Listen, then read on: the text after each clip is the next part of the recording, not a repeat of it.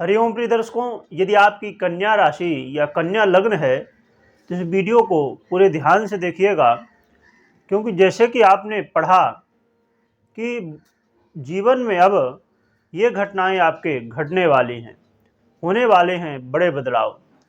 तो ये 20 नवंबर से लेके 31 दिसंबर के बीच में क्या क्या होने वाला है, क्या घटनाएं घटने वाली हैं, कौन से बड़े राजयोग बनने वाले हैं और उसका आपको क्या रिजल्ट मिलने वाला है, और सूर्य मंगल आदि जितने भी ग्रह हैं ये जो अपना परिवर्तन करने वाले हैं इसका क्या प्रभाव आपको मिलने वाला है। और जैसे कि लक्ष्मी नारायण योग बनने जा रहा है, नवम पंचम योग बनने जा रहा है, इसके अलावा मंगल और सूर्य शौर्य योग बना रहे हैं। ये सब योगों का आपके लाइफ में क्या प्रभाव पड़ने वाला है इसे हम विस्तार से जानेंगे। तो आइए शुरू कर लेते हैं। और उससे भी पहले एक बात और भी बता दूं कि ये राशिफल आपके चंद्र राशि के आधार पे है और पूरी जानकारी प्राप्त करने के लिए पूरा वीडियो आपको देखना चाहिए और साथ में हम उपाय भी जानेंगे। और इसके अलावा पिछले सीरीज में जो कुछ लोगों के डाउट भी रह गए थे वो भी अब इस सीरीज में क्लियर हो जाएंगे। तो आइए जानना शुरू करते हैं। तो सबसे पहले हम सूर्य की बात कर लेते हैं।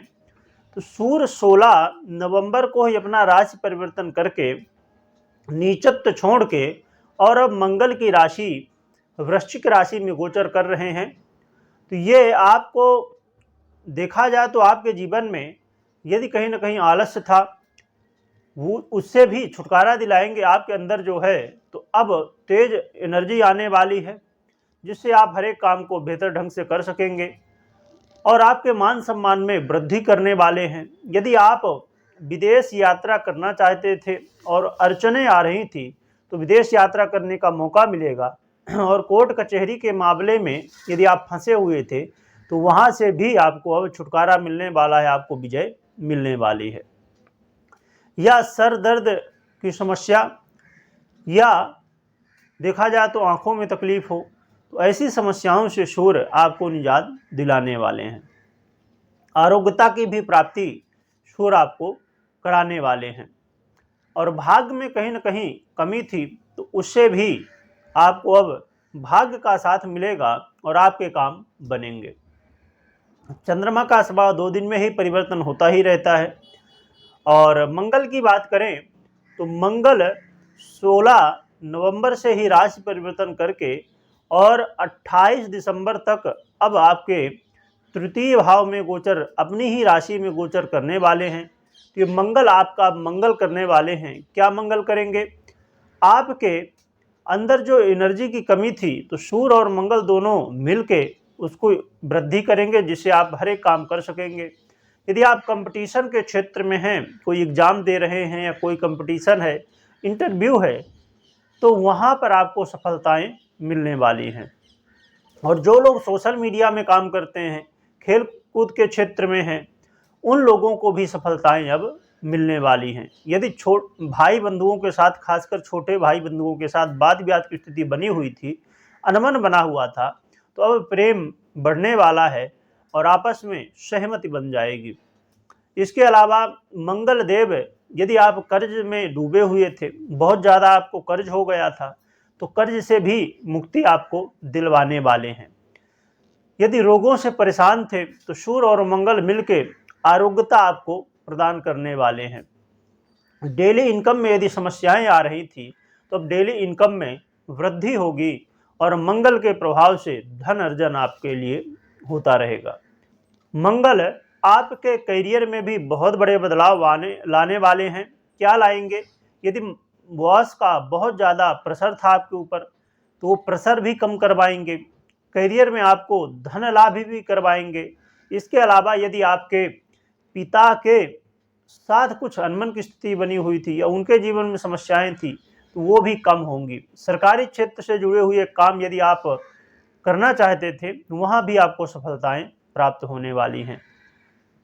इसके अलावा बुध का देखा जाए तो बुध भी अपना राशि परिवर्तन कर रहे हैं और दिसंबर के महीने में बुध और शुक्र की युति होगी, क्योंकि शुक्र अपना नीचत्व छोड़ के, ये समय लास्ट ही रहेगा 25 दिसंबर को अपना ये शुक्र राशि परिवर्तन करेंगे नीचत्व छोड़ के, और बुध के साथ युति करेंगे। 28 तारीख से बुध आ जाएंगे कहाँ पर, देवगुरु बृहस्पति की राशि धनु राशि में, और शुक्र भी आ जाएंगे। तो ये दोनों एक साथ बैठेंगे, जिससे आपके चतुर्थ भाव में लक्ष्मी नारायण योग का निर्माण होने वाला है। इससे आपके लिए धन लाभ की स्थिति, खासकर करियर में, यदि कहीं ना कहीं आप चाहते थे कि सैलरी में कुछ इंक्रीमेंट हो जाए या धन लाभ होने लगे, आप ऐसा कुछ काम करते थे कि आपको एक्स्ट्रा पैसा मिल सके, तो वहाँ पर आपको जो है तो सैलरी बढ़ने की स्थिति, धन लाभ होने की स्थिति बनने वाली है। इसके अलावा देखा जाए तो जैसे मैं बता ही दिया कि सबसे बड़ी बात है शुक्र, कि शुक्र जो है तो अपना राशि परिवर्तन करेंगे और नीचत्व को छोड़ के और देवगुरु बृहस्पति की राशि में आ जाएंगे। तो यहाँ पर समझने वाली बात ये है कि लक्ष्मी नारायण योग का तो निर्माण कर रहे हैं, तो इससे धन लाभ तो होगा ही। इसके अलावा जो लोग अभी तक ये जब शुक्र नीच की अवस्था में थे, तो आपने देखा होगा कि दाम्पत्य जीवन में वाद विवाद की स्थिति, अनबन की स्थिति, या लव पार्टनर है उनके लिए भी वाद विवाद की स्थिति बनी हुई थी, तो अब आपस में प्रेम होने वाला है।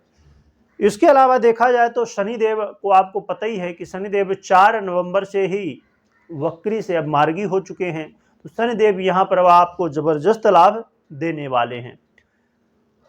राहु केतु की बात करें तो उन्होंने भी 30 अक्टूबर से ही अपना राशि परिवर्तन कर चुके हैं, और आपके जीवन में अब अचानक लाभ देने वाले हैं।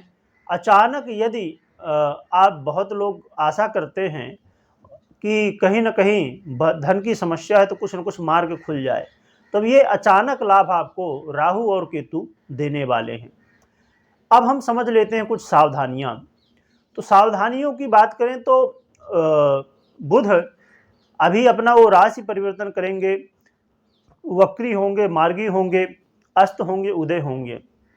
इन सब का प्रभाव यदि एक साथ समझा जाए तो आपको अपने वाणी में संयम रखना होगा, अपने स्वास्थ्य का ध्यान रखना होगा। खासकर यदि स्किन की प्रॉब्लम आपको है, चमड़ी की प्रॉब्लम है, तो ध्यान रखना होगा, और नित्य प्रति अपने शरीर को स्वच्छता का थोड़ी ध्यान रखें, स्नान आदि अच्छे से करें, क्योंकि फिर स्किन की प्रॉब्लम यदि बुध की स्थिति खराब होती है, क्योंकि ये मंगल के राशि से भी गोचर करेंगे, तो यहाँ पर मंगल की राशि में गोचर करना बुध का बहुत अच्छा नहीं माना जाता। तो इसकी वजह से कहीं ना कहीं स्किन की प्रॉब्लम खासकर, और वाणी में विकार या तो गले से संबंधित प्रॉब्लम होने की स्थिति बन जाती है। और खासकर कोई भी निर्णय लेते समय आपको सावधान रहना होगा, क्योंकि जब हमारी बुद्धि बराबर काम नहीं करती तो हम गलत निर्णय लेते हैं और कहीं ना कहीं हमारा नुकसान हो जाता है। तो ये सावधानियां भी रखना आपके लिए बेहद ज़रूरी है, और इसीलिए मैं हमेशा कहता हूं कि पूरी जानकारी के लिए पूरी वीडियो देखिए। अब जो लोग पहले ही छोड़ के चले गए होंगे और उन्होंने ये नहीं सुना कि सावधानी क्या रखना है, तो फिर इसी तरह में हो जाता है नुकसान। इसलिए पूरा वीडियो हमेशा देखना बेहद ज़रूरी होता है। और इसके अलावा देखा जाए तो राहु केतु कहीं ना कहीं आपको धन तो अचानक लाभ करवाएंगे, परंतु थोड़ा दाम्पत्य जीवन में समस्याएं, वाद विवाद की स्थिति बनाएंगे, और मानसिक टेंशन भी आपको देने वाले हैं। वहाँ शुक्र आपके प्रेम में वृद्धि कर रहे हैं, तो यहाँ राहु और केतु आपके प्रेम में, दाम्पत्य जीवन में कमी लाएंगे। तो वो कैसे लाएंगे ये समझ लीजिए, तो आप समझ सकेंगे उस चीज़ को और बच सकेंगे। राहु और केतु क्या करते हैं, भ्रमित कर देते हैं सबसे पहले। तो दाम्पत्य जीवन में क्या होगा कि आप कुछ कहेंगे और आपके लाइफ पार्टनर समझेंगे और, तो यहाँ पर कन्फ्यूजन की स्थिति बनेगी, तो फिर यहाँ पर वाद विवाद की स्थिति, अनबन की स्थिति बन जाएगी। तो आपको कोई भी बात करना है तो पूरी तरह ये आपको खुद समझना होगा कि हमारा पार्टनर जो है उसको हमने पूरी तरह समझा चुके कि नहीं, जो हम कह रहे हैं क्या वो वही समझ रहा है कि नहीं समझ रहा है, ये समझ रही जो भी है। तो यहाँ पर ये चीज़ को आपको क्लियर करना होगा कि जो भी बात कहें तो पूरी तरह से समझ लें आप भी और उनको भी समझाएं। और जो लोग व्यापारी हैं पार्टनरशिप में व्यापार करते हैं उनके लिए भी यही बात लागू होने वाली है कि पार्टनर के साथ पूरी तरह से क्लियर बात करें जो भी करें, और पार्टनर कहीं आपको धोखा ना दे, इस बात का भी ध्यान रखें।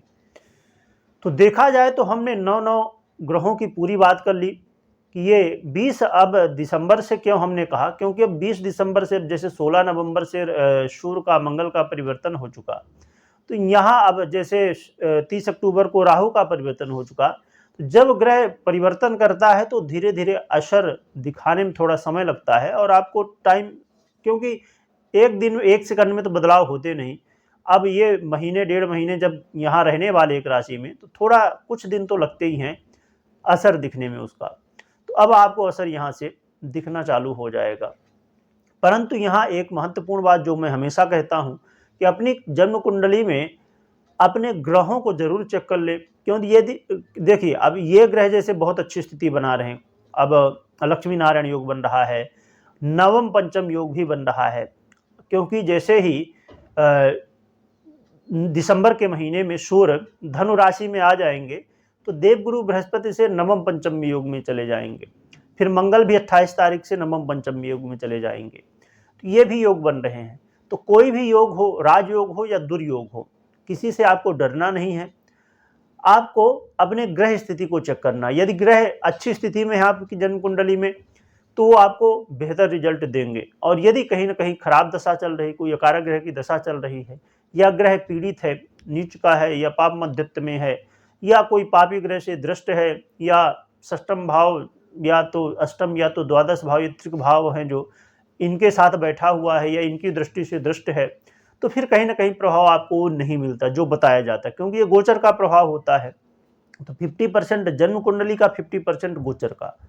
तो आपको जन्म कुंडली के बारे में अपने ये तो पता होना चाहिए कि हाँ क्या कैसी स्थिति है। इसके लिए आप दिए हुए नंबर पे व्हाट्सएप में मैसेज कर सकते हैं और जानकारी प्राप्त कर सकते हैं, शुल्क लागू रहेगी। और आपको व्हाट्सएप पे मैसेज करना है, कॉल नहीं करना है। तो चलिए अब हम उपाय की बात करें। तो उपाय की बात करें तो एक तो आपको हनुमान जी की आराधना पूरी तरह से जारी रखना है। हनुमान जी की आराधना जितनी करेंगे उतना ही ज़्यादा आपके लिए बहुत अच्छी स्थिति बनेंगी। हनुमान चालीसा का पाठ करें, सुंदरकांड का पाठ करें, हनुमान जी को चोला चढ़ाएं, और हनुमान जी के सामने बैठ के आपको पाठ करना है, तो ज़्यादा बेहतर रिजल्ट आपको मिलने वाले हैं। इसके अलावा आपको भगवान नारायण की आराधना करनी है। भगवान नारायण की आराधना में तुलसी अर्चन कर सकते हैं, विष्णु सहस्त्र नाम का पाठ कर सकते हैं, या भगवान नारायण के मंत्रों का जप कर सकते हैं। जो भी मंत्र आपको बनता हो, कुछ ना बनता हो तो हरि ओम बोलते रहें। हरि भगवान नारायण, तो हरि ओम बोलते रहें, और कमेंट में भी आपको हरि ओम लिखना है, जिससे भगवान नारायण का स्मरण आप यहाँ से कर सके। लिखने के साथ बोलना भी है, खाली लिखना नहीं है। इसीलिए मैं लिखने के लिए हमेशा कहा करता हूँ, जिससे आप लिखते समय बोलें भी तो आपका हित होता रहे, यहीं से प्रारंभ हो जाए। तो प्रिय दर्शकों, इस वीडियो को शेयर करिएगा, और नए हैं तो सब्सक्राइब करिएगा। वीडियो देखने के लिए बहुत बहुत धन्यवाद।